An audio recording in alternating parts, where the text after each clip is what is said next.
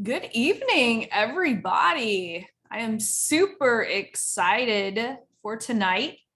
I know over the last several weeks, when we do these conversions over cocktails, we've been troubleshooting our ads, right? I've been teaching you guys how to look at the numbers and determine, are your ads doing well or could they be improved? And so today, what we're actually going to cover is, now that we know exactly what's wrong with our ads, now how do we actually fix them? And so for those of you guys who haven't been on a conversions over cocktails in a while, and I'm going to give you guys this sheet as soon as we open up the Q&A, just so that you guys can have this for reference. But one of the things, oops, oh, where'd my thing go? There we go. Sorry about that. Clicked off of it somehow. One of the things that I want you to watch is the troubleshooting session that I did on the last conversions over cocktails. We actually did them a couple of times now. And so I actually linked you guys to the video right here. Okay, so what we're going to do is I'm going to go through the curriculum for tonight, and then what I'm going to do is I'm going to open it up for Q&A. Right now, I don't have the chat up, so just so you know, if you're asking questions in chat, that is perfectly awesome. I'm going to get to them as soon as I get through this, and then I'm going to unmute everyone. As you guys know, if you guys are with me for some of these calls, I like to unmute everyone and just have like a general discussion. It's much more fun to talk face-to-face than it is with the chat. So I'm going to go through this, and then I'm going to give you guys the opportunity to ask questions. But before getting into this, I want to make sure that you are going through the troubleshooting so that you know your numbers, right? We want to know your benchmarks. We want to know, are your ads hitting those benchmarks? And so this training is going to be for people who already know, okay, my ads aren't hitting the benchmark, and it's whether I need to create better creative, or I need to change my landing page. And so we're going to go over all of that stuff today. And we're going to talk about the 3 steps to getting your ads to convert. I'm actually going to, let's see if I can blow this up just a little bit, just so that we can make it easier to read. So my mission today, guys, is that you're going to have a full understanding of how the ad algorithm works, and how I don't want you to fall into the 98% of people who are blaming the platform or the iOS update for their advertising not converting. I promise you, it is not Facebook. It is not the iOS update. It is you, your offer, your messaging. And we're going to talk about that tonight. And if you've had previous success with ads, and maybe it's your webinar or your low ticket, maybe performed well for the last several months and then all of a sudden stopped working, I assure you, it's not Facebook. We just have to make some tweaks, okay? And I'm going to talk about how over the last several weeks, I've had to do this with my agency clients. So if you're feeling like, you know what, I had something that converted, I had something that was working for so long, and all of a sudden it stopped working, me and my clients have gone through this exact same thing. So I understand how you're feeling, but the good thing is I know how to fix it. And that's what we're going to be focusing on tonight. And I just wanted to show you guys, because I think that, you know, it helps for me to be totally transparent that I'm putting my money where my mouth is. Okay, guys, I am in the trenches with you, running my own ads, not only spending clients' money, I'm spending my own money to grow my business. And here's a screenshot. Look, I literally took this morning. Today is August 19th. My ads are performing just fine. So what I'm going to show you guys tonight is all of the things that we went through step by step on trying to determine, okay, everything has changed. Why have things changed? And what you can do tonight, right after this training, in order to make your ads work, whether they had worked before or whether you're going to launch a new campaign. Maybe you've never launched ads before. You're going to have a really good foundation on how to actually do that. Okay. So let's talk about right now what's different, because things have changed over the last several months. Okay. One of the biggest things is, yes, of course, the iOS update. We had to go through a whole bunch of aggravating things, right? We had to get our domains verified. We had to do this thing that Facebook calls aggregated events, although my clients like to call them aggravated events. And by the way, if you still haven't done all of that stuff that you need to do in order to make your ads work with the new iOS updates, inside the Get Ready protocol, I have a checklist for you guys. So if you haven't taken the chance to go through that checklist and you still haven't made your ad account and your funnel compliant with the iOS update, you definitely want to do that. So, but let's talk a bit about why things are different now. And this is a subject that's like near and dear, because like all of a sudden, like over the last several months, a lot of my clients in my agency, we had been running challenges and webinars, and then all of a sudden things just stopped working. And of course, everyone's like, iOS update, iOS update. And I was like, you know what? I don't think that the iOS update is all of a sudden making all of these people's ads all of a sudden not work. And so one thing that I did was one of my colleagues, Joel Irway. Have you guys heard of Joel Irway? You guys probably see some of his ads. He and I got on a Zoom call and we were talking about it. And we both like started coming to the same conclusions because both of our clients were having the same issues. And if you really think about this, it makes a lot of sense, right? Because if you were in the ad space, even just 2 years ago, right, it was wide open. You could run, $5 ads, you could run $10 ads to a lead magnet. It would convert, you could get people on the call, absolutely no problem, right?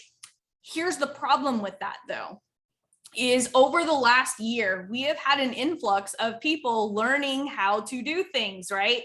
There's so many courses out there. And so for every course that is out there, think about this, hundreds of people are taking that course and 10 people are saying, oh, I could do this one step better. And so now the market has become saturated with so many people that are offering the same thing. And so now it's not just okay to say, hey, you know what, like, let's say you're in the internet marketing space and you're helping business owners get their new clients. We used to be able to run an ad that would say something like, I'll help you get your next 5 to 15 clients this month. That offer that I just said, like, I'll help you get your next 5 to 15 clients this month, that was an offer that we ran for a year and a half. And all of a sudden it stopped working. And then another one of my clients who is a LinkedIn expert, LinkedIn kind of like hit the hammer with people saying that they couldn't make their connections, right? Like used to, you can make hundreds of connections a day on LinkedIn. And then all of a sudden LinkedIn came out and was like, you know what?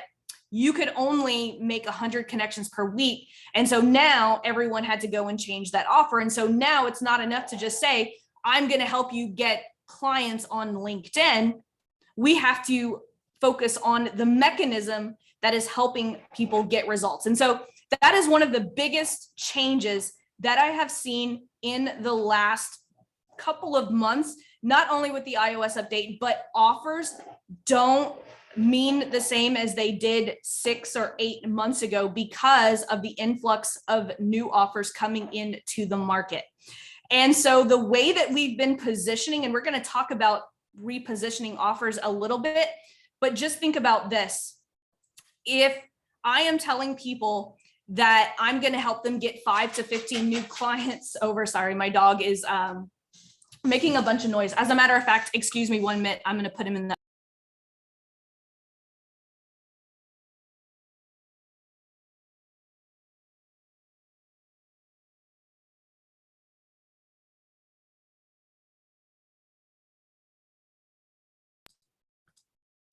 There we go. Sorry about that, guys.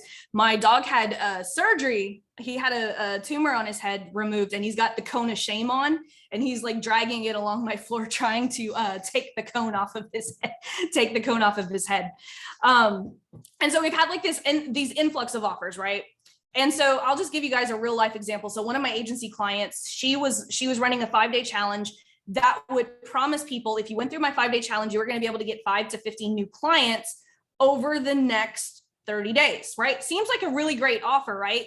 It was the perfect offer until, how many of you guys have seen that offer now by several different people, right? I'm going to help you get 5 to 15 new clients in the next 30 days. It's one of those offers that has really been just watered down lately. And so one of the things that we had to do was we had to reposition. What is the mechanism that is allowing her and her clients to be able to do results like that? And so we just shifted our marketing from results-based to mechanism-based. And so instead of saying, I'm going to help you get 5, 15 new clients the next 30 days, the offer shifted to, I'm going to show you how to use a mini course on Facebook to get those 5 to 15 new clients over the next 30 days.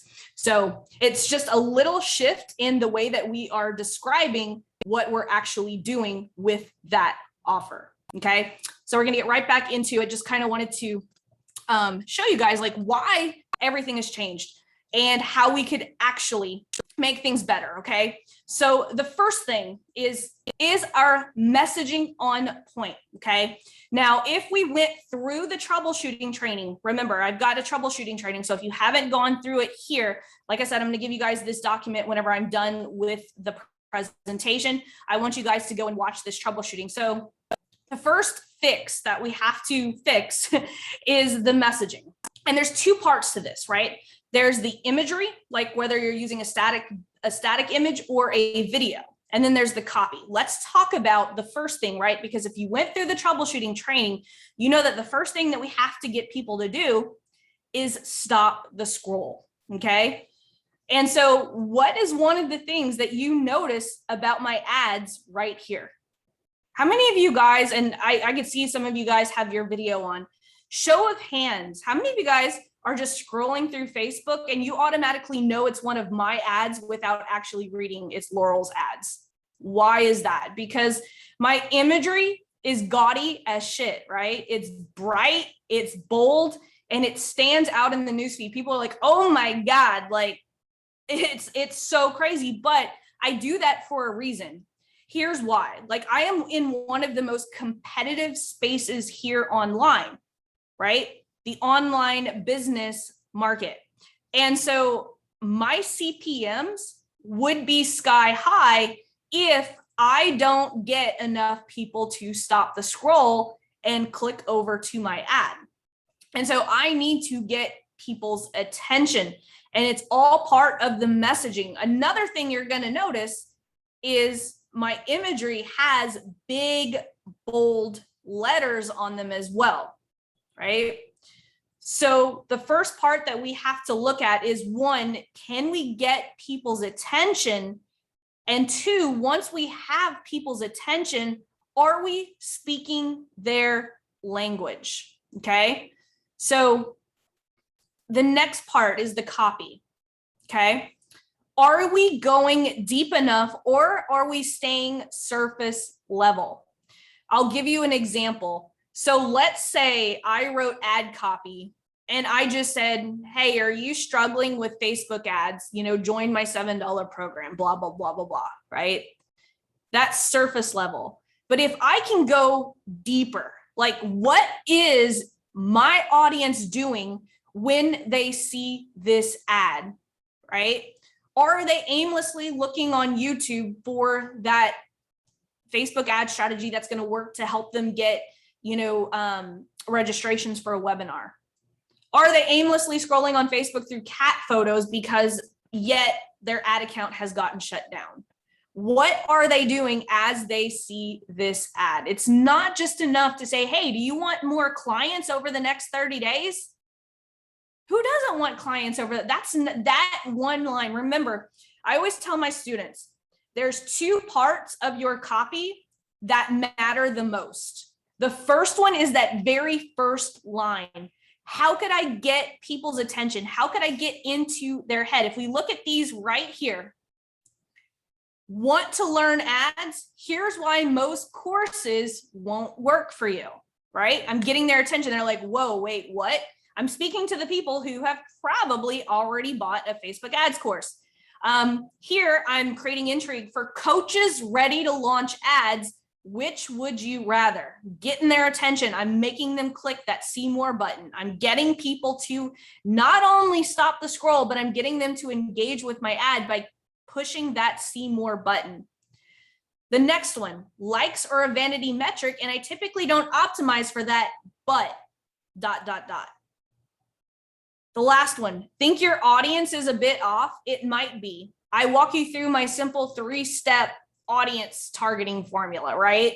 So I'm creating intrigue in my copy because I want people to click that see more button and read the rest of the copy. In the first one, my ad angle talks about why most courses won't work for most business owners when it comes to running Facebook ads.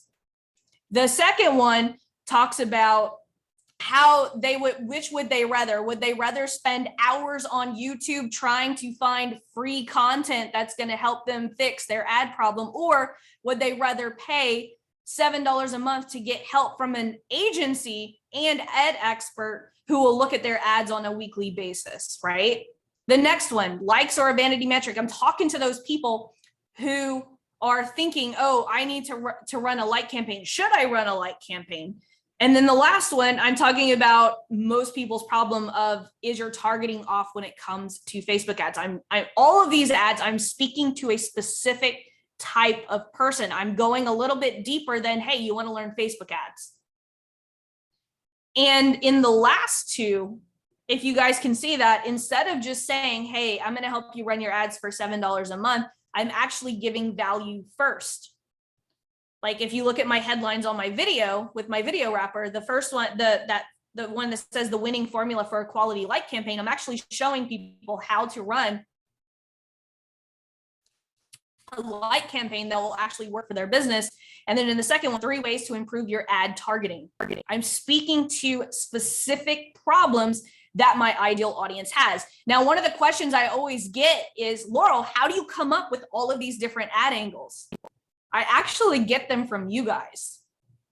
Because I put out content organically, but also because I built this group up to almost 2,000 people now, I'm able to have conversations with you guys. Someone posted in the group the other day, they were like, Laurel, how do you keep from people expecting to get coaching in Messenger when people message you?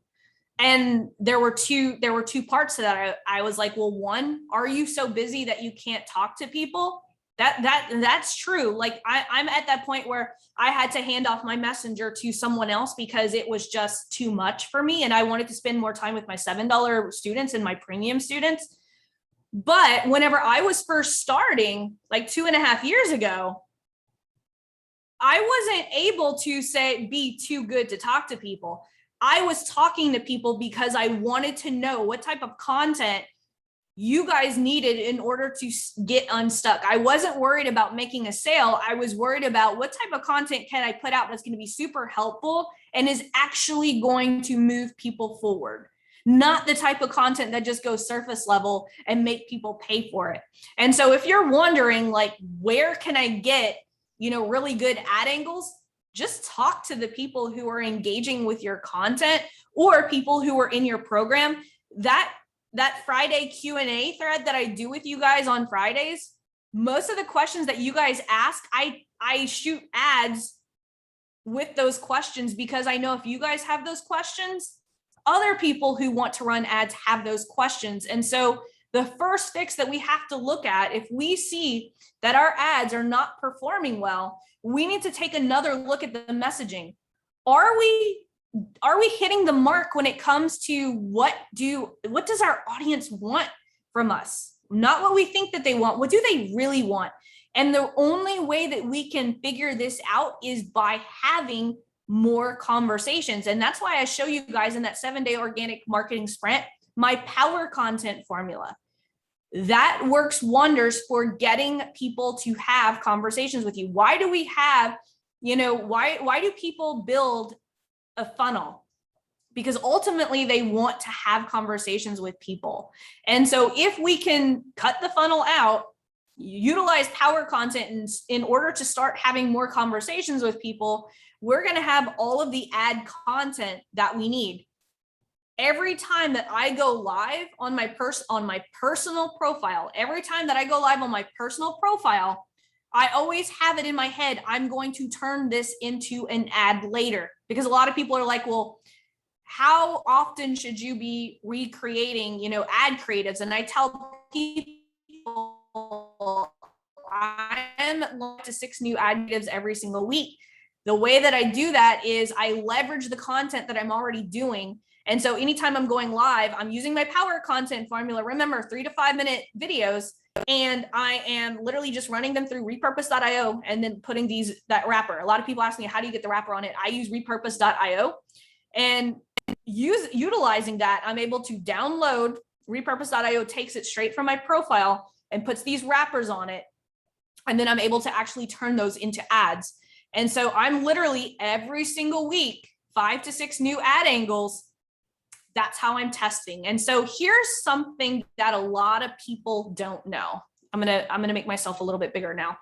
So whenever we are targeting, a lot of people are like, well, why should we refresh our creatives?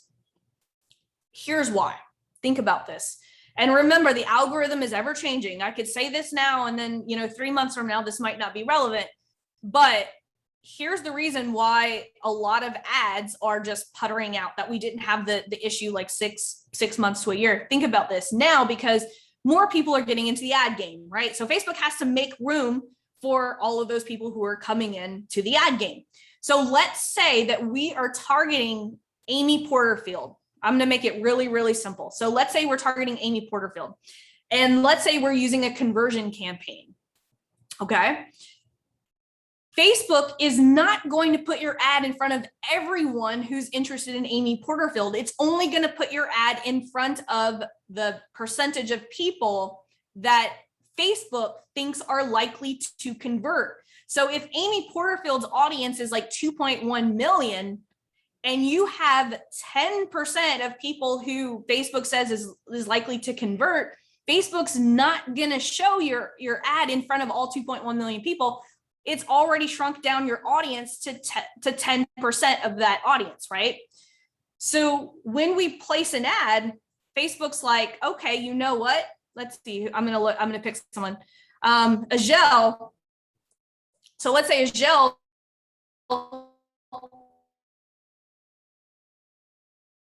launches an ad. It's going to be like the best of the audience that's likely to convert. But if that audience doesn't engage with Agel's ad, it's going to bump her down to tiers of audiences that are least and least likely to convert.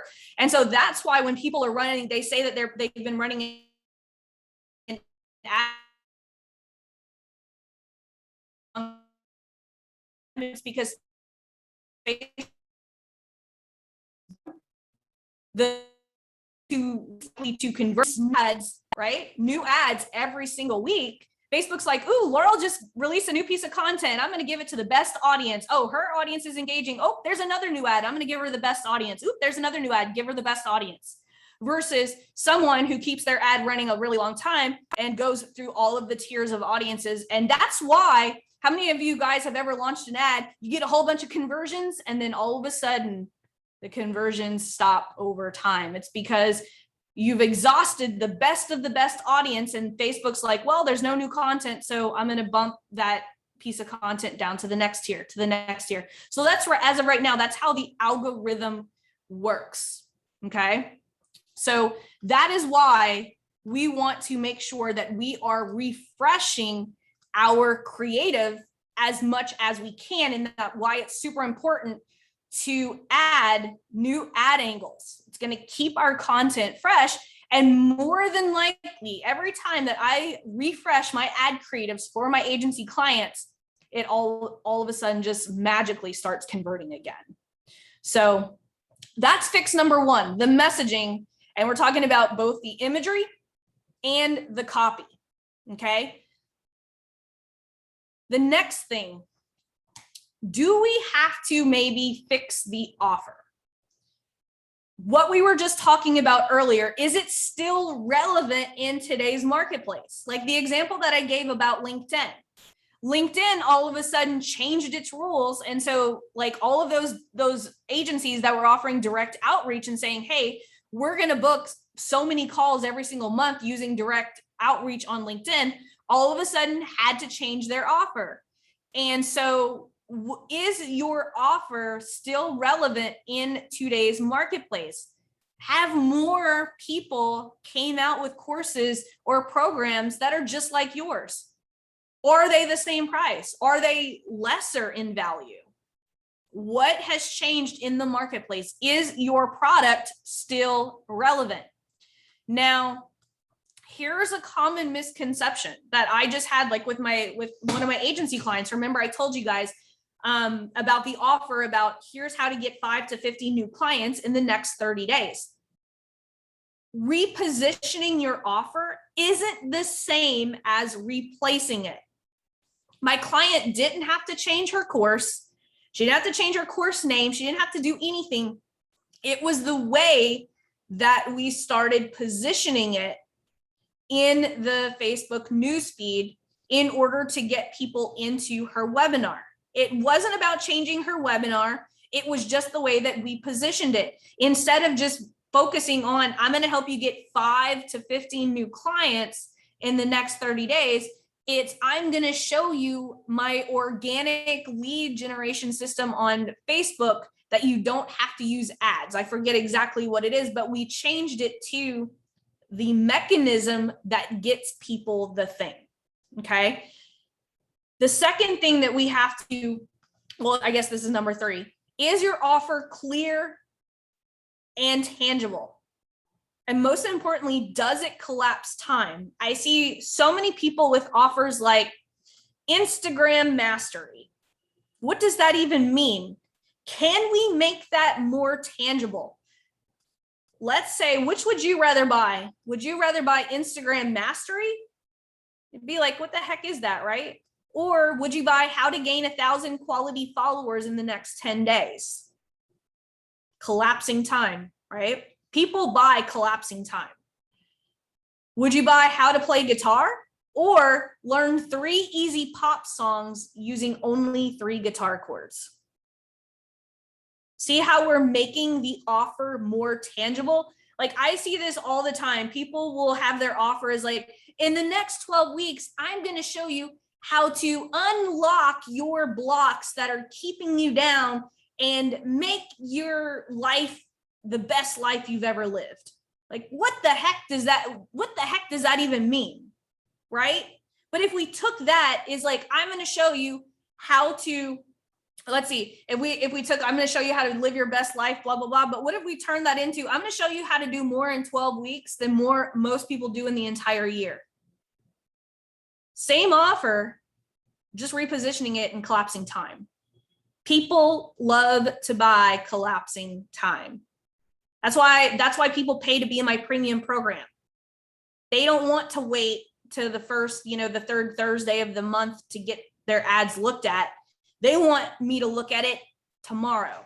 They want me to look at it on Monday.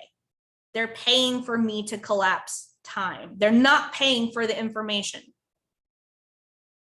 So one of the things that we love to test in my agency is actually taking the offer, right?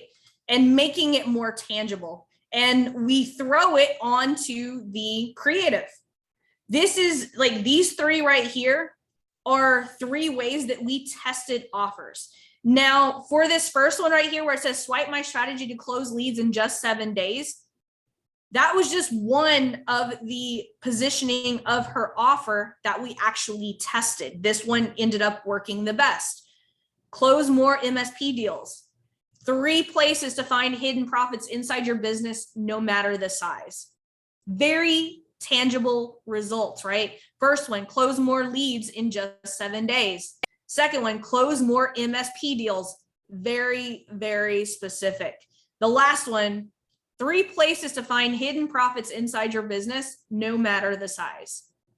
We're telling people like this, we're leading with the offer, and then we're just using the copy to complement what we've already said in the main photo. And so this is one of the ways that we can test multiple offers with ads before we even touch the landing page. Okay. The last thing, and this is something that a lot of people don't do. I run across people who message me and they'll tell me, hey, like, how do you get the numbers that you get? And it blows my mind that there are people who spend $20,000 and $30,000 in ads a month and they do 0 retargeting, like 0. And those are my by far most popular like ad campaigns. And this is something that I always like talk to my premium students about all the time. And it's like, are we nurturing our audience to the best of our ability? Because guys, what I was talking about earlier, there are so many people who have the exact same offer that you do. How many of you guys are in this program because one, you saw my offer, but then I stalked the shit out of you with content, right?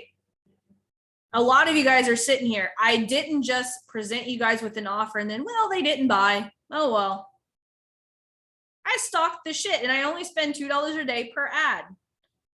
I spend more on retargeting than I spend on any other thing at most times.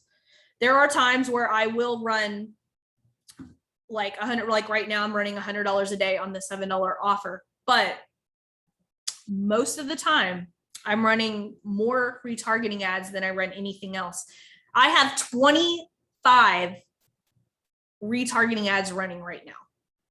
Some of them have calls to action, some of them do not. But think about this, okay? I'm running $2 a day per ad. Just know this, it requires at least 1,000 visits to your offer, or, because there's 2 audiences I'm going to talk about, or at least 1,000 people engaging with your content. So the audiences that I use for all of my warm campaigns are, 1, people who have hit my sales page in the last 180 days, and I don't exclude. That was a really good question someone asked here. Laurel, why am I still getting your ads even though I bought your $7 program? I want to stay top of mind. I want to stay relevant to all of you guys. And then the other one is people who've engaged with my page or Instagram in the last 365 days. So these are the only 2 audiences that I use in retargeting for all of those ads that you guys see. And I just literally, like this one right here, the one in the middle, what's not working, the ad or the funnel, let's troubleshoot. That was just a Facebook Live that I did on my page.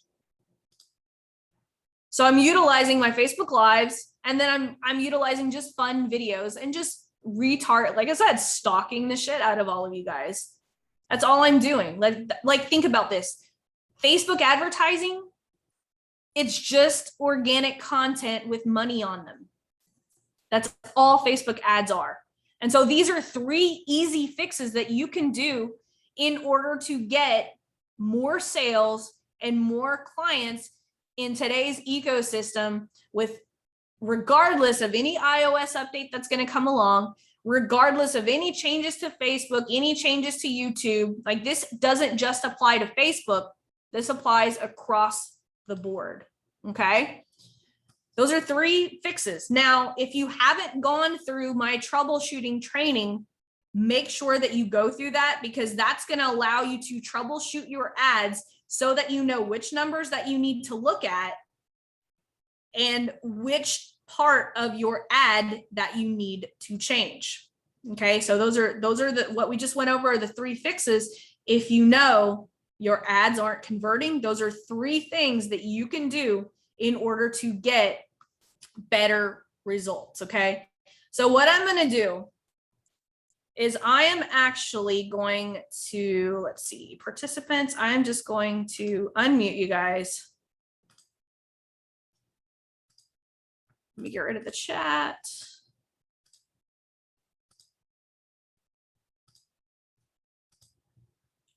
So who has questions? I'm not even going to read the chat. Just let's have a conversation. I hate reading the chat. Heather does. Okay. Yeah. So you asked, or you didn't ask, I asked, do you need to refresh your retargeting creative every week, or is the refresh more important for a cold audience versus warm? Excellent question. I only refresh my cold targeting campaigns. Cool. My warm traffic, I refresh it probably every quarter. Like right now, I'm starting to refresh it after the summer. Okay, great. Thanks. Yep. And here's why I don't focus so much, because I'm pushing so much traffic top of funnel, and I've got I've got probably about 30,000 or so people in my warm ecosystem. And and this is actually a really good point that I don't think I talk about enough, because I see the question all the time, how do you measure KPIs for retargeting? I don't. Someone I think posted in the Facebook group, whenever I was skimming to post this, they were like, my retargeting, I don't think my retargeting is working or whatever. Think about this, okay? Let's say you see my ad for my $7 program and you don't buy it. And then, okay, you see it, you don't buy it. The next ad you see is a video of me talking about targeting. You're like, oh, that's cool, but you don't buy. Then you see another ad talking about my power content strategy. You're like, oh, this Laurel might know her stuff. Like, this is cool. I've seen 3 pieces of content, but you still don't buy. The next piece is talking about, hey, I know you're skeptical of my $7 program. Here, let me open up and share my screen and show you what you get in the $7 program. And then you buy. Which of those ads worked? They all worked, right? But what is Facebook going to tell you? What is Facebook going to show you? That only the last one worked. When indeed, the first one worked because it brought people into your ecosystem. The second one worked because it built authority. The third one worked because it raised that authority. So that's why I try to tell people is don't let Facebook, the ads manager, don't let it tell you that your stuff's not working. It's working, but you have to keep going. Yep. Dahlia. Hi, how are you? Hi, I'm doing great. Okay, I have a question. I do affiliate marketing. And Okay. it's really tough in a sense that we don't bring up the product at all. We have our product is our investment, and all we talk about is lifestyle. That's all my ads are about, etc. And it's tough audience wise. And every time I do an ad that actually gets a lot of leads, it's never quality leads. And I've watched your videos, I do the troubleshoot, and I'm getting the numbers. So let me ask you, why are you not giving your audience clarity on what you're selling? This is part of this business. This is part of how it went. That is a really bad, I'm just going to be honest, that's a really bad business model. If you can't, I'm just so tough. I know, I get it. But if we're told that we have to market and not reveal the business, we say there's a product, that's your investment, because that's the investment of start. It's a double thing. You get the product plus an investment. So you talk about the product, but revealing what it is or the company, it comes right after you join. And the joining fee is $149. It's refundable if you don't like the whole thing, the whole system, etc. But targeting it is so weird. You get so many leads sometimes I don't get any, but it's just kind of all right, it stops there. It's because you're not giving people clarity. So I'll give you an example. I know exactly what offer you're talking about. Is it the one that you could work from your kitchen? I keep seeing that same landing page. You can work from your house, from your kitchen, from the beach, from anywhere. Is it the one that has, it's the webinar to the Yeah, there's a 149, webinar. and then you Yep. don't get the 149, but you get the one that comes after the 149. Yes. So Yeah, you I know. guys- I'm very familiar with this. But Well, here's it's the a tough thing. niche. Yeah, here's the thing. I'm going to probably tell you something you don't want to hear, but I think that it's going to help you in the long run. Is that the reason that people don't move forward is because they don't have clarity on what they're going to actually get if they give you money. Like, I think it's great. I think affiliate marketing is great. I think it has created a lot of great opportunities, but I don't believe in the products that tell you not to tell, right? ClickFunnels is a great affiliate product. Like, it tells people to go ahead and, like, you know, you could market ClickFunnels. Let's say you didn't even have your own business and sold ClickFunnels. You could have a webinar on, you know, how to build a funnel and then sell ClickFunnels like that, right? But I just don't think that a business model where you withhold the product, like, what is the product? It's water Exactly. machine. Alkaline water. Alkaline water machine. That's what I thought. It's like it's the water machine. But here's the thing is, like, this is the thing. It was working out really well at first when I first started. Now it's just getting so hard to get, like, to even get the right audience. I don't even know what the right audience is anymore. Like, I've tried, if I tell you how many ads, like, I try a week, it's like, I'm just over it. So I just don't know, like, if there's a way, because it's a bit unclear. So it's always like, okay, well, what's next? What's next? Is there, like, any way that could work, or is it just, like, really tough place to be? Lucas, he just made a comment. He was a speaker at an event, brilliant copywriter, by the way.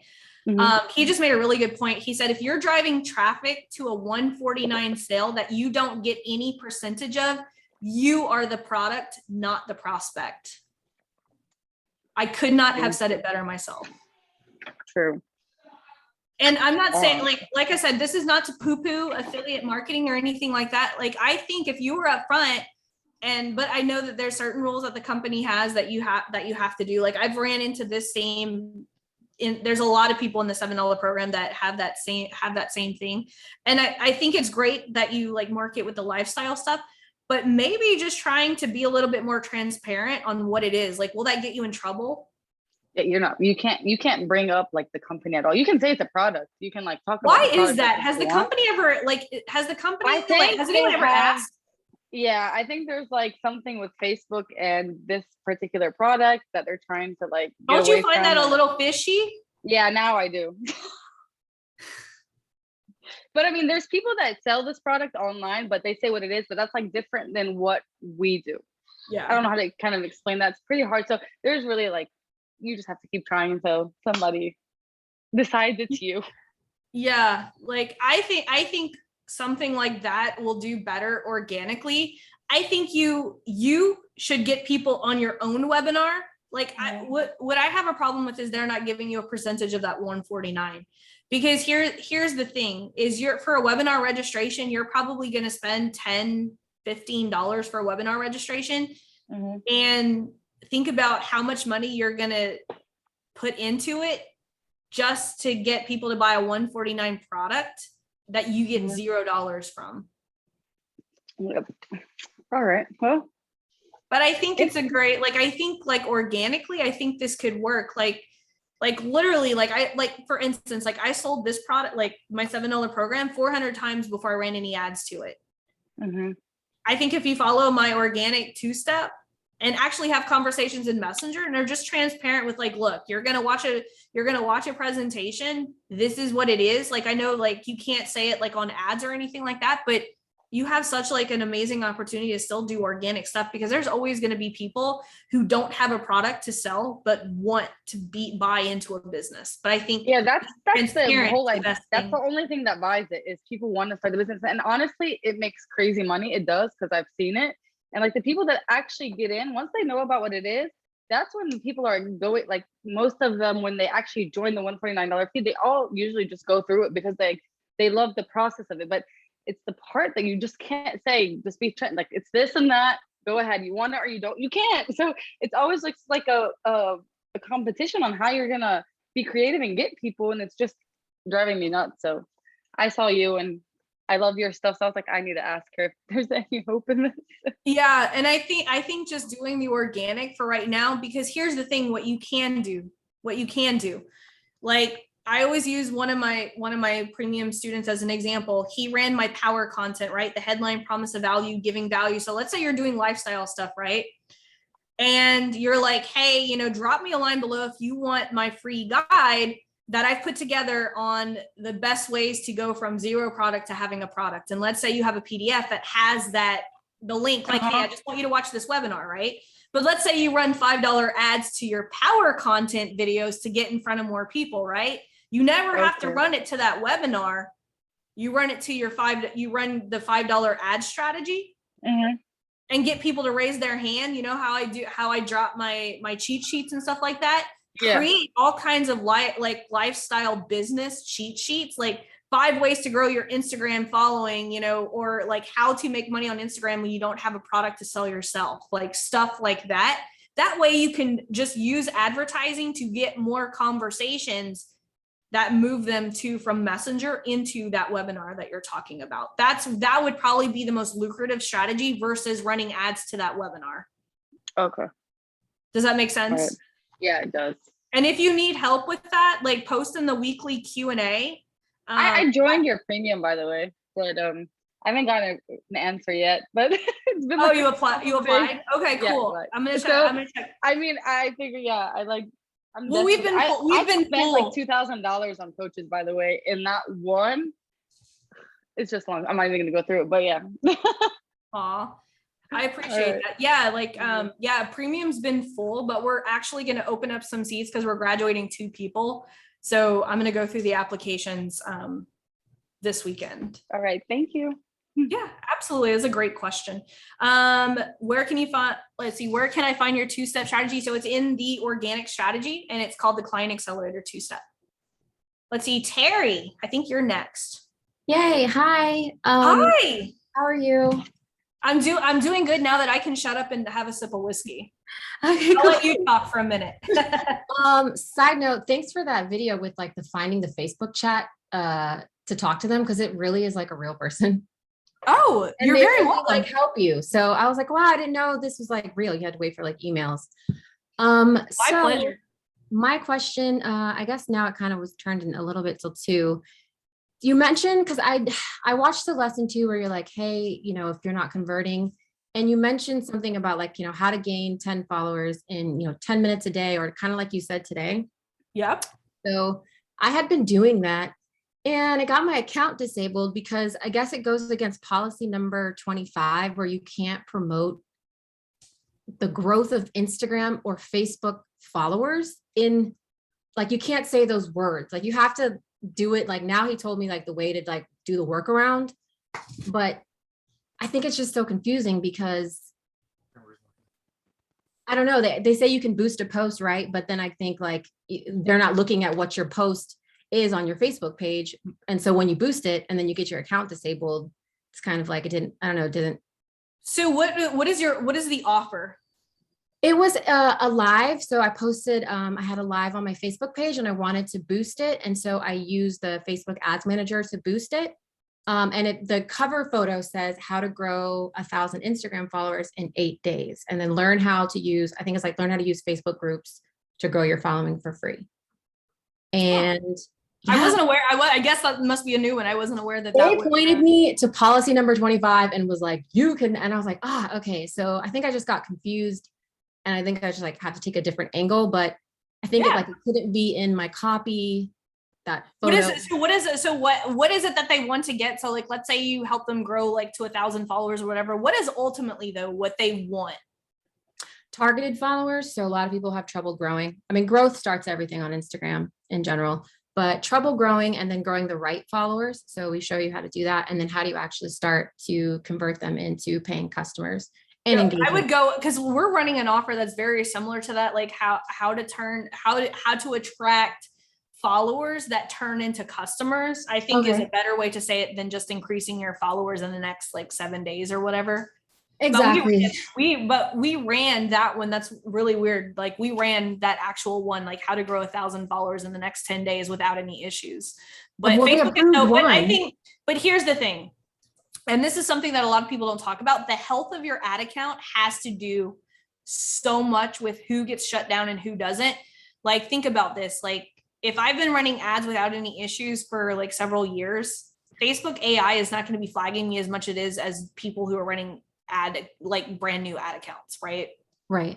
So that's why like I always tell people, because like think about this, like the big brands like Oprah, Oreo, like all of those stuff, you think they ever get their ad account shut down? No. Why do you think that is? Yeah. Because they run a lot of brand awareness, content and video content and all that fun stuff.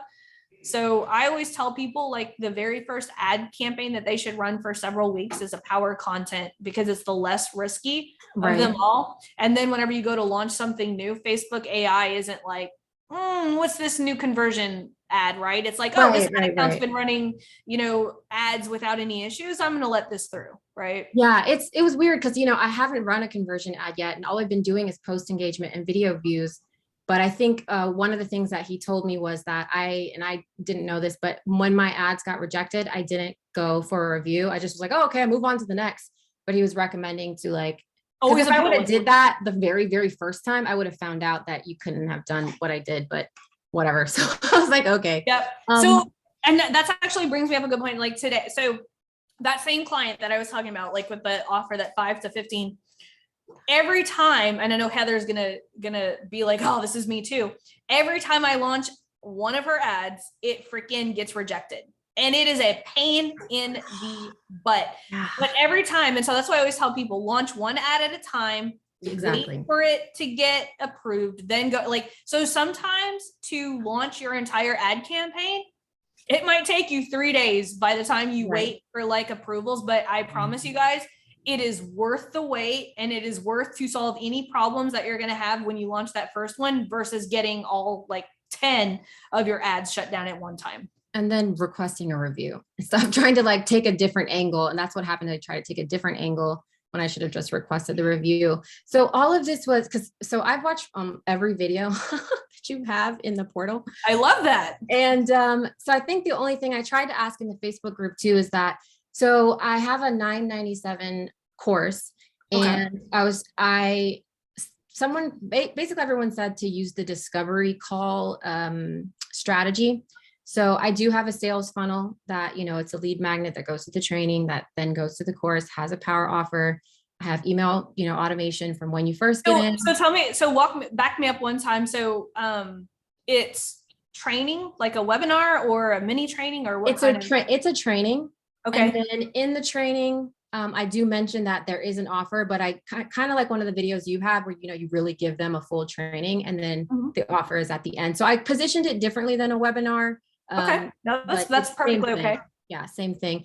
So I guess my question is, when it comes to the know your numbers side of things, since I'm not doing like a discovery call and I'm not paying for a call, but essentially it is a lead magnet campaign, but it's not about the leads. It's for me who lands on that landing page, and then, what that conversion rate is. Is it a buy though? Like, are you getting on the phone with people, or are you selling it straight to the sales? So from training to sales page? It's training with a power offer to the sales page. So I was using the discovery call strategy, but then I was trying to figure out the numbers because I'm not doing a call. So here's what I always tell people. One, like, use the lead magnet, the lead generator calculator. Okay. We're going to eventually want 10% of the people who come through the funnel to buy, right? It's a $9.97 product. Not 10%. So don't measure the 10% as in, I'm going to get 100 leads and 10 people are going to buy. That's not how it works, right? Okay. I always tell people to get 500 leads so that you can test the entire funnel. Okay. Because think about this, if 500 people come in through your funnel, watch the training, only 400 of them are actually going to watch the training, right? Mm-hmm. Let's be real. And probably only half of those people are going to open up that first email. So the reason I say we want 500 leads before we make any like changes to the funnel is because we want to see, how does our email sequence convert? How do our retargeting ads convert? How does our entire ecosystem convert with those 500 leads in it? That way we can say, you know what? Email number 2 is getting people to unsubscribe, and people aren't moving forward after email number 2. What the fuck is wrong with email number 2? Okay, got it. And so that's why I always tell people, like, when you're doing your calculator, make sure that you are budgeting for at least 500 leads if you have a lead magnet, or if you're selling a low ticket offer, for 500 landing page views. Okay. Whatever the budget is going to be for that. Like I always tell people, you're not ready to launch any conversion ads until you can be patient for 500 leads, no matter the cost of those leads, 500 leads and 500 clicks to a sales page. And until then, you're not ready to run conversion ads. So I'm going to have essentially two sort of calculations. I'm going to have the cost that it takes to get the 500 leads. Mm-hmm. And then when they also actually, and then 500 people that actually land on the sales page to check out, I want that there as well. Yep. We want, okay, that's what I thought. We want 10%, but think about this. Remember, we want 10% who are going to come through the funnel to buy.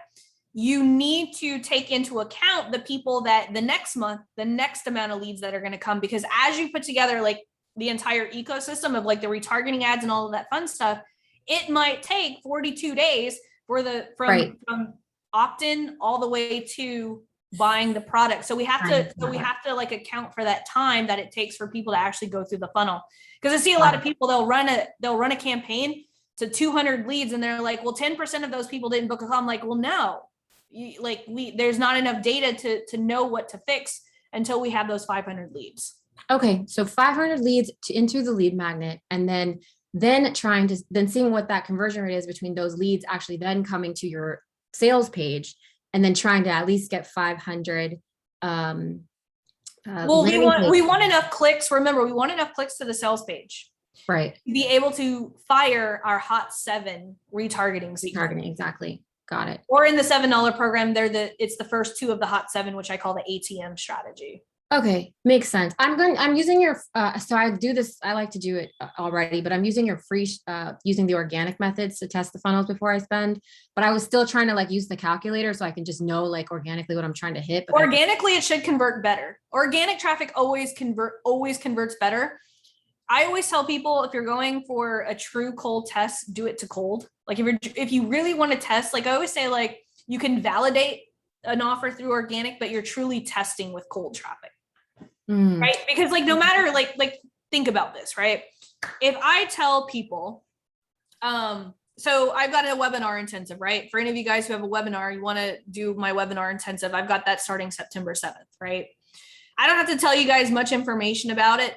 It's, we're going to be doing it from September to December. All you have to do is become a premium member and you get access to the webinar ads intensive. We're starting from building your webinar all the way to the end. If I tell you guys that, you guys are going to be like, I want that. I want that. Not because it's the offer, but like, you trust me, right? Mm-hmm. If I do a video that says exactly that and try to run it to cold traffic, they're going to be like, who the fuck is this girl with the fucking weird swamp hair and the glasses, right? And so that's why I always tell people, like, warm traffic, like your organic traffic is always going to convert so much better than cold traffic. So don't ever benchmark warm traffic. I'm not using my warm traffic when I say organic. I'm actually promoting it in targeted Facebook groups that have my audience that have not met me before. Gotcha. Yeah, and so that's the traffic that I'm funneling through this situation to test, because I figured that's kind of the same as paying for cold traffic. Yes, absolutely, absolutely. All right. Yeah, I love that. Okay, thank you so much. I really appreciate your time. Oh my gosh, of course. I love these calls. Yeah. Alejandra says, when is a client considered a lead? Is it when he registers for the free course or when he watches the course and sees the offer and the landing page? So a lead is whenever I would say a lead is someone either who's highly engaged with your content, or 2, they've given you their name and email, right? Like I wouldn't consider people leads who watch my Facebook lives and comment on my stuff all the time. It's a really good question. Let's see who's next. Let's see. Pam. I'm not used to that function.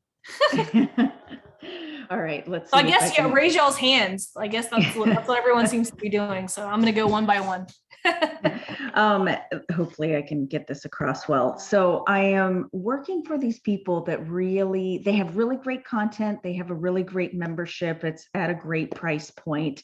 They have so much built out, but no ads, they'd hired a couple people and their messaging is like slightly off on the landing page and stuff like that.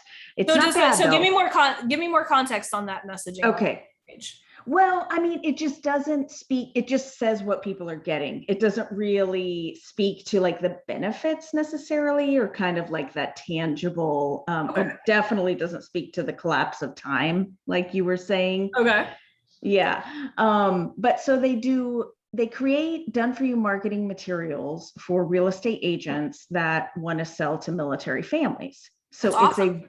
It's very much a niche. And so I don't think it's oversold. You know what I mean? It's like such a distinct, but it's kind of getting the language across. I'm not right now.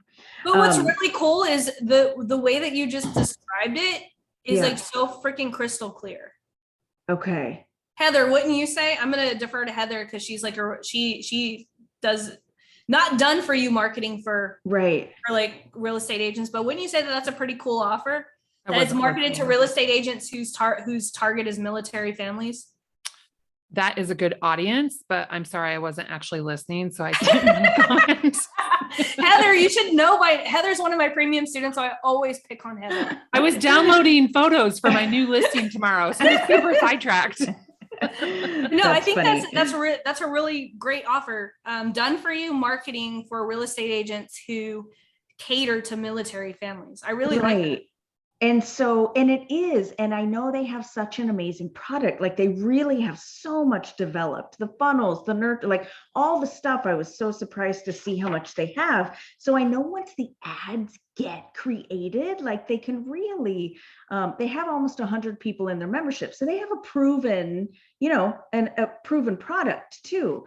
But first of all, I don't know the real estate lingo, so I'm kind of having to like go in and try to figure out market research with the jargon and stuff like that,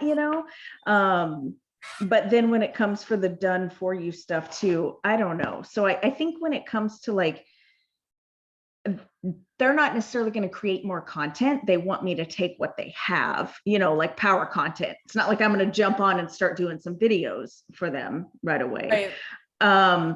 So I think when it comes to sort of crafting the ads and stuff, it's that creative in the copy and sort of framing that, like, what is the collapse of time? Like, I know it saves them a ton just from a marketer's, Yeah. So I'll give you an example. So Heather like has an amazing, like done I would consider your thing done for you. Cause like she has a Trello board of like all of the content that she uses as a real estate agent to get more clients, and most importantly, to keep her clients engaged in the middle of, because real estate is such a long game, right? Yeah. And so she does a really good job of showing people how she actually uses the thing that she sells in her marketing.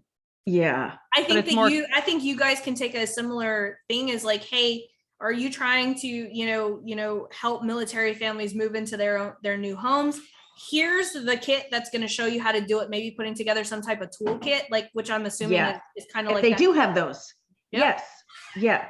Yeah. And they have them base specific and all of that stuff. So okay.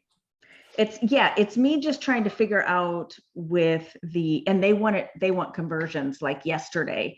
And what are they using as a lead? What are they using as a lead magnet, Pam? They don't really have one on their landing page. What it is it's like call to request a demo, and it's a $39 a month product. I'm like, you don't need to be doing a demo for like a peek inside. I would run ads to like what you said, like the demo thing. Like I would actually, my gosh, like you could probably even still use that little wrapper that I made for you with for some of their stuff, like targeting the real estate agents for that specific niche. Oh, that's so true. We can get very creative with that.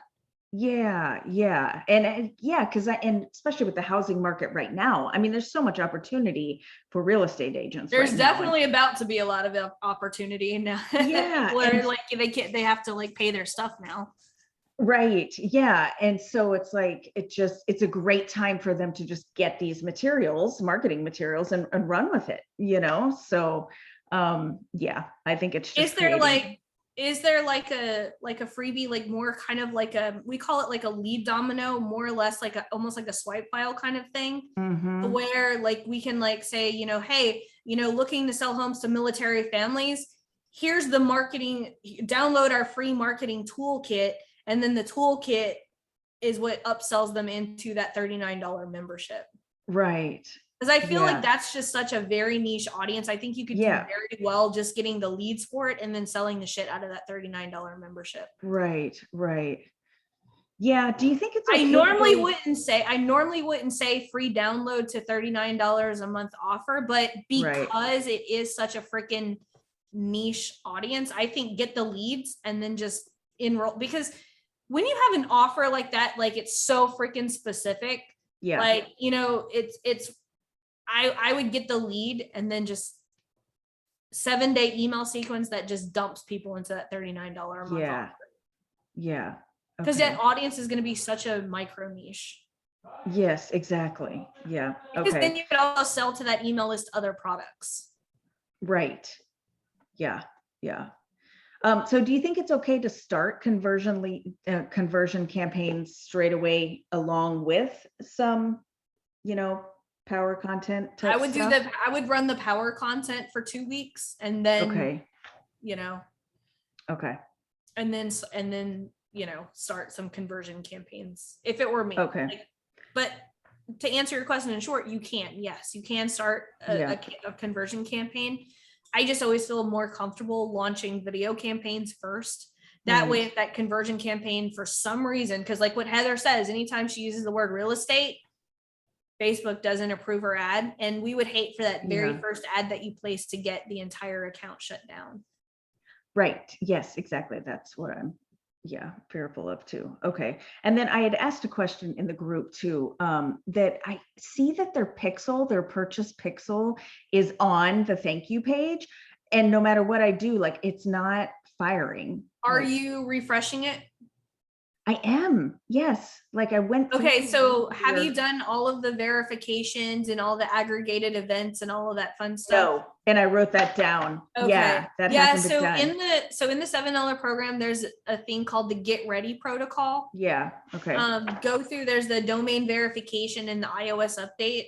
Go do that, because more than likely it's not firing because it's not coming from a verified domain. Gotcha. Okay. All right. Yes. And Lucas, I see your comment. I did geo-target agents in locations near large military installations too. Although I did 25 miles. So I don't know, maybe I need to go bigger, but I haven't started any ads yet. So, but thank you. Thank you so much. Yeah, absolutely. Let's see. Is it Gija? How do you say your name? I'm sorry. I probably butchered that just now. So you're still on mute. Go ahead and unmute yourself. Sorry, it's Paul, actually. I have the company name on. Oh, I was like, Gija? Oh, I see Giga Profits. Oh my God. The last name's pretty cool. I swear I just started drinking the whiskey. Yeah, that's okay. You can call me Mr. Profits. No, just kidding. Mr. Profits. I love that. Listen, so what it is, I've been adopting some of your methods, been using conversion for a while to sell our software, and the conversions were like through the roof, like minimum 250 for a conversion. And so I stopped conversion campaigns, went organic for a while, and then found you. Let's take one step back. What is your offer? Yeah, so the offer was basically a free trial with credit card, 15 days. What does it do? But what does it do? What is your offer? Oh, the offer itself was basically a software. We have a software that runs. No. Tell me your offer. Like, don't talk about software. What is your offer? Yeah, the offer was to basically run your marketing through our software to make it easier for you rather than hiring a company, right? But what does your software do? So it does a variety of things. It has CRM, it's got email, campaigns, landing page. So it's a software like Kartra? Similar, but we try to make it more like, because we used to run gyms, so we have it running like the CRM portion, the lead generation, the planner. We've got Facebook ads you can run through it, Instagram ads, we're adding Google. So it's kind of like it does so many things that it's hard to narrow it down to specifics with our offer. So I tried a number of different offers. I tried marketing as a hook. I've tried advertising as a hook. And so far advertising works a bit better because people have trouble, and I've been using Facebook ads. Who would be, let me ask you this. Let's forget Facebook ads just for a minute because I see a huge opportunity. Yeah. Who would you say are would be a major customer base for your software? Yeah, so we ended up narrowing it down by the conversions to 25 to 50, and it was male, so that we're mostly buying. No, but who uses? No, but who? Like, what type of business? Small business owners or people that have interest in software. So I was targeting SEO. But what would they use? But what would the typical business owner be like? What, like, give me a specific like avatar. Like, this person would use my software to do this. Yeah, so typically it would be like a solo entrepreneur or a mom and pop shop that, you know, they need some help with their advertising. So less than 3 employees, I would say, less than 5, around there. So I don't have the specifics down. I was just using conversion. Yeah, but see, the problem is I still don't know what you offer. Like, I still like what, so try putting me, like, let's say you're selling me, you know, my business, right? If you're in my program, how would I use your software to better my business? Yeah, that's the problem. There's too much to mention. Like, we kind of do so many different things. So that's basically our problem, you know, is narrowing it down to what the market needs.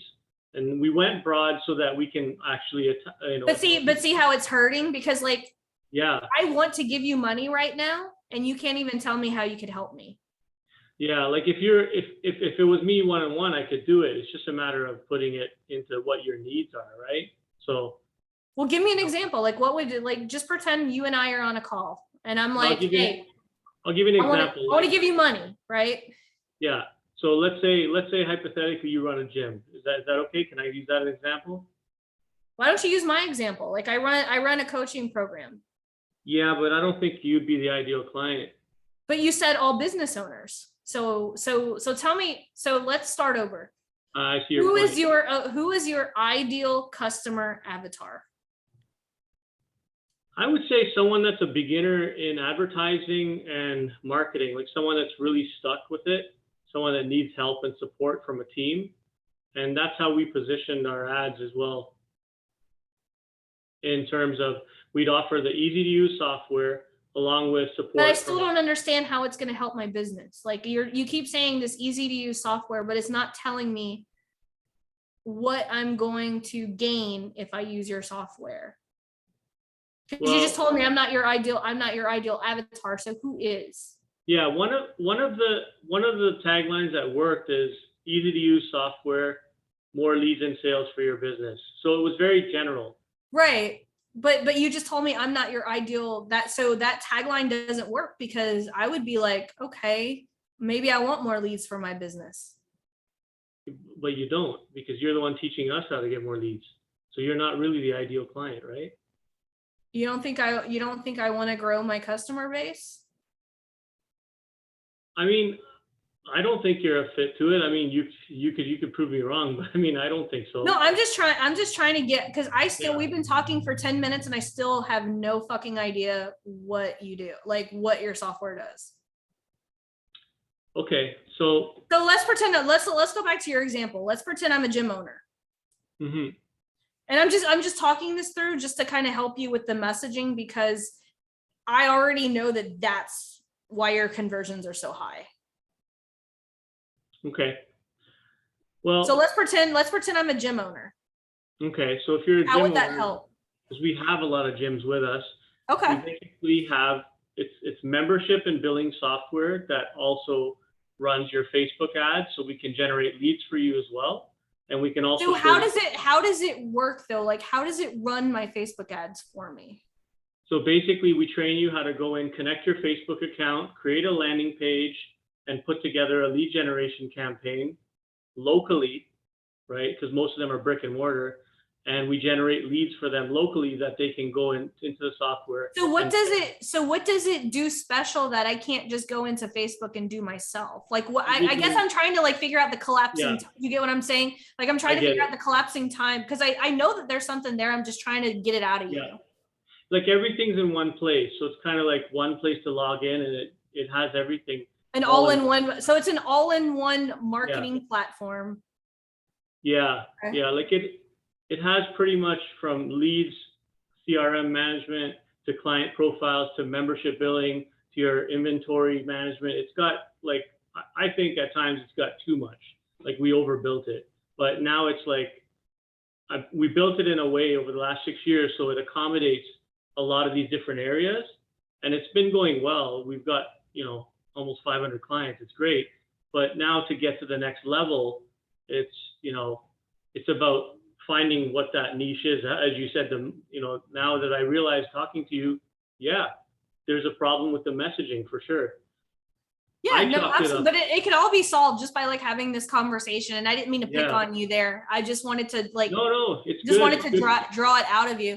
Exactly. Ed just made a really good point. Ed says, sounds like the high level software. He's talking about Go High Level. That is literally immediately what I thought about whenever you started talking about it. I was like, I bet it's like Go High Level. I see. Okay. Yeah, actually, I think I heard of that one. Yeah. It's really cool. Like if I'd have known about Go High Level before I did Kartra, we'd probably all be on the Go High Level platform. But I really like what you offer. Like once we like started talking, it's an all-in-one platform. But I think like if you guys have a lot of gym, like have you ever thought about like just going like niche specific and just like getting a whole bunch of gym owners on board and like selling this to other gym owners? Yeah, and I mean that's great. I mean, I've done that. Like I've been in the gym business, martial art clubs since 27 years now. I sold my last gym, and now we're working on this. We went up to 18 locations, but I'm kind of like, I don't want to be stuck in just one industry. I want to branch out and help other people. Well, why not? Like one industry can make you a shit ton of money. Like I think if you like stick to like, I mean, I understand what you're trying to do, but sometimes going too broad makes you kind of non-existent to everyone, because they're like, well, there's so many other choices, right? Like Go High Level, for example. Go High Level is doing so well because it's marketing itself to coaches and agencies who have a lot of clients, and everyone's white labeling their stuff. They're not worried about all of these other things. But like people are able to use it. I think that there's opportunity for you to, not saying you have to niche down to just gyms, but there's so much opportunity. Think about how many gyms and jiu-jitsu and karate and all of these types of businesses that you could exclusively like market to, like your software to. I think that there's just amazing opportunity, because like, remember, when we try to reach everyone, we end up reaching no one. Yeah, no, I see where you're coming from. The only issue with that is that in the gym, like there's so many softwares coming up in that space. As you can see, there's so many softwares in general, and it's getting would you rather compete with 10 other softwares or 100 other softwares? I think I would probably like to compete with 100, because there's might be more options in different markets. For example, right now this is hot, something else might be hot, something else. Like in the gym industry, there's other softwares coming up, and it seems very trendy. Like the Muay Thai kickboxing gym owners go to this software because this guy just created it, and then someone else goes to this one because Hoist Gracie said it's good, and it's very trendy, clicky kind of thing. It's just weird, and it's, after being in this industry for, it's my third decade, it's just kind of, I want something new, for me and my wife. We run this together, and it's kind of maybe something fresh for us, right? So that's why we have maybe about 50 clients that are from other businesses, but they're so sporadic, they're not giving me an idea, a clue for another niche, right? Yeah. So that's the thing. And I really love Facebook ads, like prior to, aside from the conversions we get in the software space, we are able as a team to even help a lot of business owners or solo entrepreneurs. And I just feel like there's something that I love that's there, and that's why I'm kind of trying to focus on that side. Yeah. And I know it doesn't make sense always, like monetary wise, but I mean, I still want to enjoy what I do, like being in my No, I'm in my absolutely. 50s and I'm not motivated by money as much as I was before, right? So, and that's the challenge. So, but I had a question for you. Yeah. Video views versus conversions. Yep. Like, I know you say in your videos the tracking is through the G tag manager, right? So my tracking is through Facebook Ads Manager, but I do use Google tracking for Google Analytics for my conversion campaigns. For your conversion, okay. I thought it was to track the video views as well. I do. I track my video views on YouTube with Google Analytics. Okay.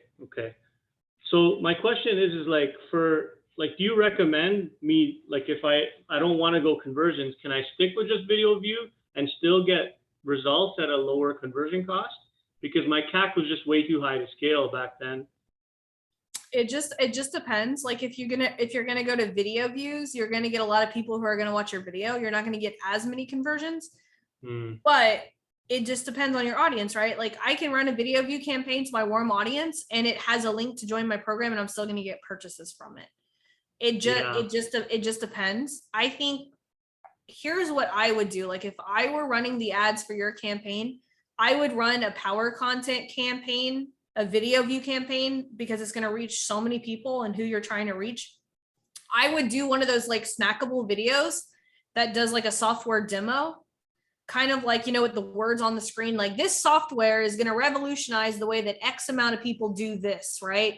Here's how it works, right? Yeah. Very like just video views like that. And then I would do the second video. I would actually do a live demo with someone with a screen share, like, hey, like if you're like this person, here's how it works and blah, blah, blah, blah, blah. I would run those like video view campaigns, put a shit ton of budget towards that, create the audiences of people who are watching those videos and send them an offer. That's how I would run the campaign. When you send the offer, would you do it via video views objective again or conversions? I would do a conversion campaign. I would run a conversion campaign, but remember, I would put a shit ton of budget towards that video view campaign so that I can get the right type of people. I see. Okay. I was launching software is like really super expensive.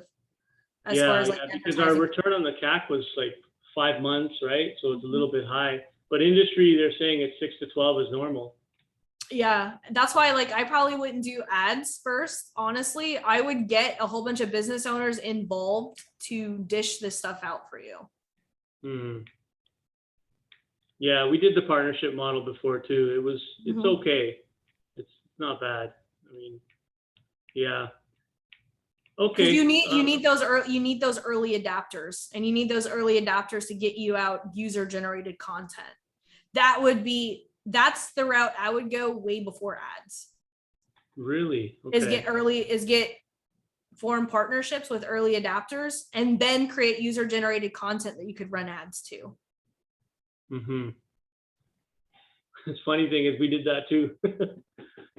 Yeah. We did that and the demo videos that you're mentioning. And the demo videos, the only problem is that the engagement it's all right, but it's not personal, right? It's not a person. That's the thing. Yep. Okay. Thank you. Yeah, absolutely. And also what you need to do is and this term's going to sound really bad, but you need to throw rocks. Like, why is your software? What is the problem that all the other softwares are having that yours solves? Yeah, makes sense. Okay, sounds good. Thank you, Laurel, sorry. Yeah, no worries. Ajel. Yay. Hi. Stop. How you doing? It's been a while. Good. I'm back. No. I'm back. Okay. So I have 3 questions. I wrote them down. It'll be really quick, I promise. I'm running ads to what I call a launch party. It's my webinar to sell my program. It's going to be I love launch parties. Thanks. It's going to be like $1,400. Okay. So here's what I did. Okay. So I have a bunch of ads running to a warm audience and to a cold audience. Okay. So I noticed Okay, so in both audiences, what happened first was like there's like 1 or 2 ads that they're sending to a lot of people, and then there's a couple ads that they don't seem to be sending to anybody. So it's really hard for me to get data. And I'm running like $1,000 and $1,500 from now until September 8th. So Okay. it's like a lifetime budget. So my first question is just like, is there something I'm doing wrong to not allow it to go to the other ads? I have like 5 to 6 ads in each of my ad sets. And I'm like, is that too many? Is that why? Yep. Or is it because I'm still in learning phase? Oh yeah, that's why. Yep. That's why I only recommend 3 ads per ad set. And that's even pushing it only because Okay. remember your budget is at the ad set level. And so Facebook is going to allocate which of those ads it thinks is going to do the best. Yeah. And so that's why I always say no more than 3. And even 3 is like pushing it a little bit. But if I want to test out all these other ones, should I could I use the same, do I have to have more budget, divvy it up, like copy the same ad set and then put those other creatives in there? Yep. So let's say I want to test 10 ad creatives. Yeah. Do you have an audience that has performed in the past? Or are you starting from scratch? I have a lot of warm, and then I'm doing cold lookalike. So it's fine. It's working. Okay, cool. So that Yeah. cold lookalike, here's what Yeah. I would do. I would probably do cold lookalike, 3 ads, cold lookalike, 3 ads, cold lookalike, 3 ads, Mhm. cold lookalike, 1 ad, right? Mhm. I would start to choose my winning ads, and then I would only keep the winning ads and then scale them to other ad sets. Okay. That's how I would do it if I was trying to get winners really fast. And then with my cold lookalikes, like in my cold lookalikes, I have like a UK, I have a US, and then I have UK, Australia, Canada, and like a couple, like I think I have like 3 or 4 lookalikes, like based on Instagram, based on my email list, and like different Mhm. lookalikes. So should I just do a couple ads where I separate those all? So into here's what I would do, Yeah. honestly. Like I'll just Yeah. give you like here's what I would do in that situation. Yeah, And yeah. you can be creative as you want with it. Yeah. I would probably stack all those lookalikes into one ad set and That's what I use did. use a little bit of detailed targeting, like a very broad Yeah, detailed I did targeting. that. Okay. Okay. Perfect. Yeah. You do But exact- then so break that, like copy that ad set and then do what you said, like 2 ads in each. I would do 3 ads in each. Yep. 3 ads in each. Okay, I'll do that. Second question. I'm running conversions to my warm audience, same thing. Yep. Obviously now I have too many ads in it. Got it. But should I be running like reach ads instead? Because I remember you said if I want like a lot. No, of it people depends. to How see it. big is your warm audience? I don't know.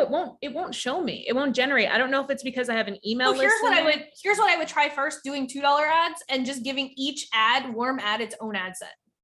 Oh. So that's what I do, right? So if I go into Interesting. here, I'll actually show you how I have mine set up like that. Warm each their own ad set. Yep. So here I'll show you what mine looks like. Okay. Let me go into my ads manager. Because then if I did that, won't multiple people get the same ad? I guess it wouldn't be a bad thing. But won't the same person get like multiple ads? Well, yeah, That's that's what you want, right? Okay. So here, check this out. So Oh no, I went to an event and one of my students was like, I see your ads everywhere. And I was like, oh, sorry, is it too much? And I was like, it's like, sorry. let's see. Let me load my ads manager. It is, why not? Why is it taking forever to load? Actually, I Okay. think the first question answered my third question. So thanks. I'm good. I think that's Yeah, this no is worries. my So last here, question. I'll just I'll show you real quick. So these are my Okay. two, the ones that I was just showing, right? The 2 Right. warm campaigns. Right. So here's what I do.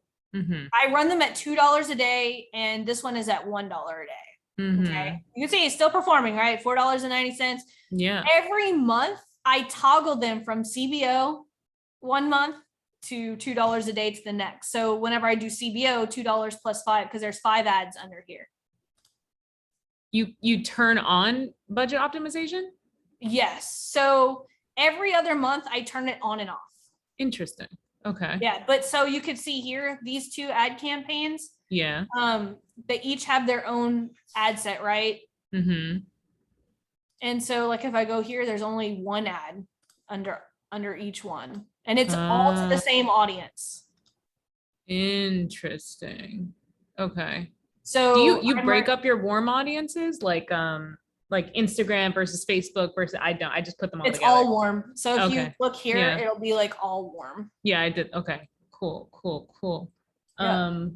Yep. The only cold campaigns that I run, well, right now, the only cold campaign I'm running is my $100 a day. mhm. But you can see it, like I have my Hot 7 retargeting. I just refreshed it. Like someone asked, how often do you refresh it? I'm in the middle of refreshing it right now. And then I have all of my upsells as their own campaign too. Like this is my 90-day program. Look at this, $4.99 for a That's 90-day amazing. purchase. But a $9 purchase. Is it? Oh no, I just lost it. Is this a reason why it's taking so, like, I feel like I'm not getting a lot of conversions fast. Like the numbers are good, but I'm like, every day I'm like, seriously, like 5, like, what are we doing here? I need more. Is it for a lead or? It's a lead. It's a registration for my webinar. What is your cost per registration? Right now oh yeah, that's the other thing. It started at like $220. Now it's up to like one is $7 and then one is $540. I was like, what the hell? So just so you know, that's really good because webinar registrations will fall between $8 to $25. Oh, well. So you're doing good. Thank just so you. you know. Oh, Very cool. good. But when I started, it was 2. One day I had one for 40, and then all of a sudden it's like 160. I'm very upset. I don't know. I was so hyped. I was like, oh, I'm gonna be rich. I was like, it's gonna go in. But okay, all right, cool. I'm gonna break it all up like right now. Thank you. Yeah, you're very welcome.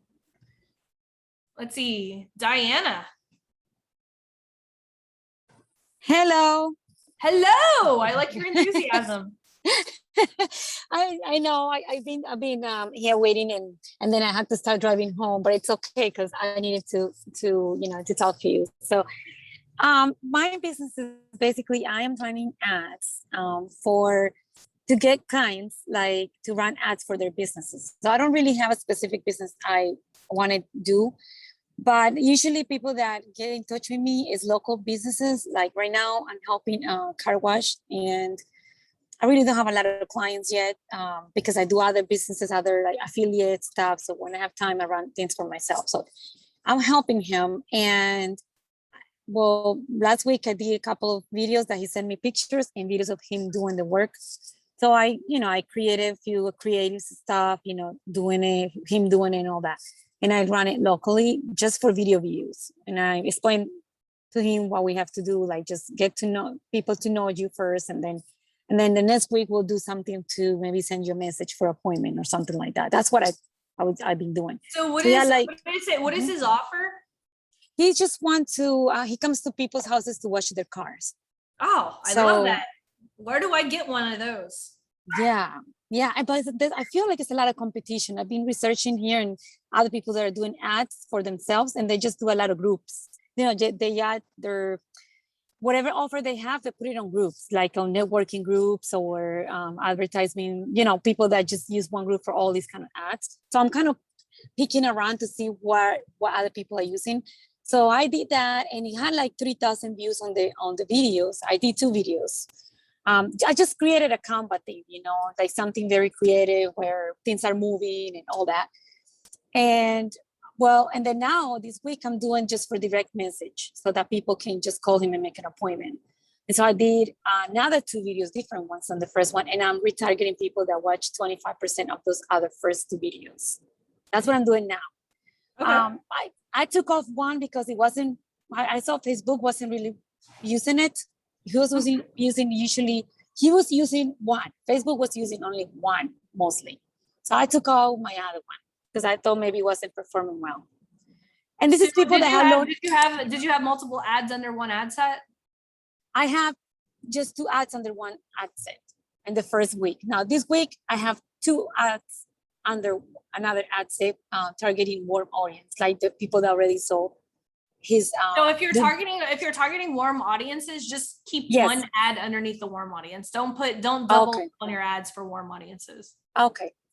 That's okay. So that's what I'm doing now. So, and the frequency says like 4 something. Mm-hmm. I don't know if that's how much normal. How much are you spending on your warm audience a day? Right now I'm just doing $9 a day. Oh yeah, just bump that down to like $1 a day. Oh really? Oh okay.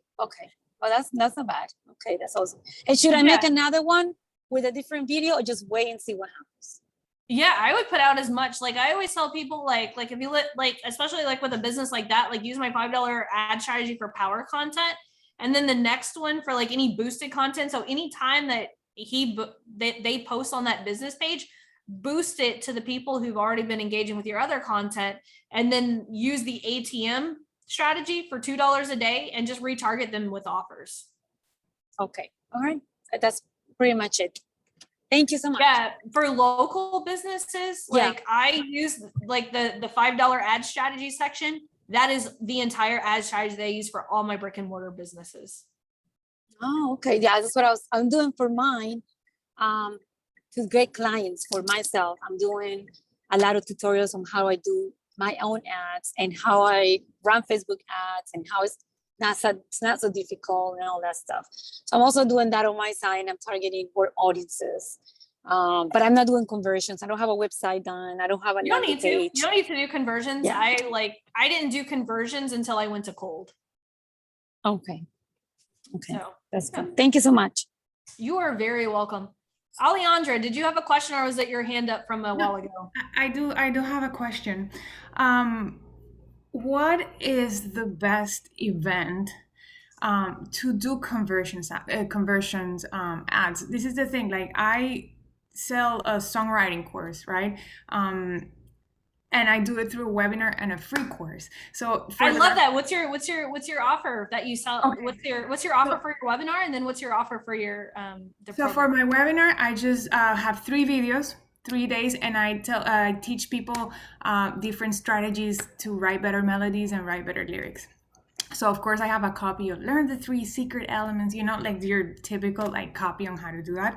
And then I after the first video at the end, I show them a price, which is $3.99. And then once they finish that video, I ask them to like first let me know if they liked it, and then just to submit it, and then to tell me they finished the video so I can submit video number 2. But then I send them to the funnel and the offer, giving them a discount, an irresistible discount, and then the counter starts like running, right?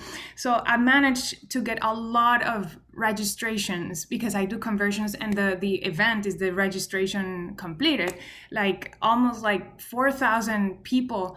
And I've only managed to convert through that event 8 students, which is not bad because I'm kind of breaking even.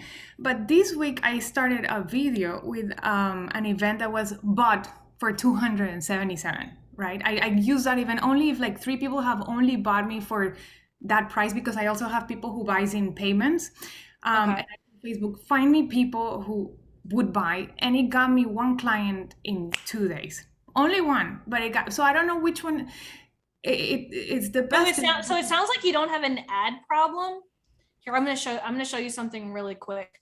Because it sounds like you don't really have an ad problem. You have a middle of funnel problem, right? Oh. So this I'm going to show you guys something. So this is a sneak peek. This is what I work on with my premium students, because it's not just about Facebook ads, right? It's about the entire, you've heard me talk about the ecosystem a couple of times here today. So here's what you're doing, right? You're getting people into your acquisition offer, which is your webinar, right? We call that a clarity piece, right? It's giving people the clarity that they need in order to move forward. So let's pretend that the goal, instead in this case, it's an application, but let's pretend it's your sales page, right? So you've got 4,000 people, right, that have come through here. But what's happening is right here. Can you guys see the arrow that I'm moving? Yeah. It moves to, okay, cool. So right here, there's usually a big black hole, right? And so what I do is I plug this black hole. There's a couple of things that happen, right? Most of you guys know you put an email sequence out, right? And that's the first way. But think about this. Only about 20% of your leads are going to open an email, right? So sometimes a little bit more. So that's why I have something that I call the Fire 4 ad sequence. So after they opt into this, they're going to get 4 ads. But here's something that I do, like, and a lot of people ask me, well, why don't you have a lot of Instagram followers? I'm like, but did you notice like how much money I make on Instagram? And it's because I do this strategy. I don't go after followers just to get followers. as soon as people visit my sales page, so whether you have a low ticket offer or a lead generation funnel, if people opt in, they're going to get an Instagram story saying, hey, I hope you enjoyed the webinar. Follow me for easy tips on how to do X, Y, and Z. Then you get people to follow you on Instagram. And then there's 4 more ads in that sequence that introduce you to your followers. And then they end up following you on Instagram. That's why we call it reverse organic. It's starting with paid, and then we convert them to organic followers on Instagram, because Instagram is such an amazing tool to actually stay connected. I find it a lot more easier to stay connected on Instagram than I do with Facebook. I don't know why, but it just is. And so instead of just following up with email sequences, we're following them up with ads and reverse organic. Then once they hit the sales page, how many people would you say have hit the sales page that have, out of the 4,000 people? Out of the 4th, according to Facebook, which is, it should be around, you know what? It's actually, you don't look at it in Facebook, look at it in your like in software. In my submission form, 423 people have like seen the landing page. Okay, so only 10% of people have made it through here. So that's what I'm saying. You don't have a Facebook ad problem. You have a middle of funnel getting people to the goal problem. Okay, because sometimes I get desperate and I'm like, I'm gonna start selling my course straightforward, just telling people this is $297, big ass like funnel, and I don't know if I should. You're getting leads, 4,000 people. You need to motivate. So my inkling is that you have a problem here with emails, and installing something like a Fire 4 ad sequence is going to help you bridge the gap, because the job of the Fire 4 ad sequence is to get people to hit the sales page. It's like this entire ecosystem is built for people to hit this goal right here, so that our Hot 7 ad sequence can kick in. The Hot 7 is a conversion ad sequence. That's where your testimonials and your case studies and more educational content is going to be here. But the major thing that I see with people coming into my premium program is they need help with these 3 things right here. Okay. Yeah. Does that make sense? Yeah, part of me wants to stop doing ads and try to re-engage these 4,000 people, because it's becoming unsustainable. As in, I was using Zapier to send confirmation emails for people to like, hey, maybe my messages are on your spam, and it was costing me like a lot of money. So what I would do is, the very first thing is, 1, take a look at your email sequence. How many people are moving through that email sequence? Is there a specific email where they stop? Second thing is, I would tell you the same thing like Agel's doing, is let's retarget all your warm, like forget about cold right now. Like your cold traffic campaign is converting really well. You've got 4,000 leads. Let's create an ad sequence that talks to those people who became leads but have not yet reached your sales page. And one last question. When you say warm, you mean people who went and registered?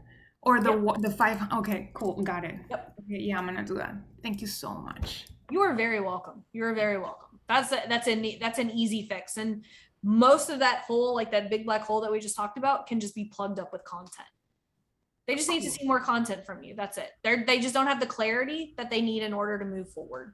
And remind me, I want to hook you up with one of my premium members, because she has a songwriting course too. Her name is Rose. I think I get her ads, the 39 membership program. Yes. Yeah, I follow her because I want to see what she's doing. I'll have to tell that'll literally make her day. Literally. Oh yeah, I see her videos and I'm like, and I see the comments to see what questions her students have, so I can use them for my ads. Yeah, she's in my premium program. She's really cool. Yeah, thank you so much. You are very, very welcome. So I'm going to wrap up. We went a little long tonight, but you know what? I freaking love these calls. You guys love these calls. Go ahead and go and post in the group. Like, what was your biggest takeaway tonight? Like, what did you learn? That'll encourage more people to watch the replay when I send it out tomorrow. And guys, just keep doing. Like, the best way to get success with this program, like think about, for $7 a month, you get two of these calls every single month. You have the weekly Q&A. Like, you can get a lot of help inside this program. Just take advantage of everything. Like, use the Ask Laurel thread. Like, there's nothing wrong with posting, questions in the group, but if you want me to specifically answer it, just make sure you're looking for the Ask Laurel thread that's inside the group, and then put these 2 calls on your calendar. They're always going to be, in the events tab. I'm always going to put everything that you need to know, because I know people get overwhelmed with the stuff in the group. Always know that the things I want you to know are always going to be in the announcements tab. I'm never going to sneak it to you in email. I'm always going to put things that matter in the announcements tab. And if you're not following my Telegram channel, I always have like little reminders and stuff in the Telegram channel too. I'll make sure to post that for you guys. Yep. I will see you guys inside the group. You. Yep. Any more questions from tonight, just throw them in the Ask Laurel thread and I will answer them on tomorrow's live Q&A. You guys have a good night. Bye, Laurel. Bye. Bye. Nice seeing you guys tonight. Bye. Bye.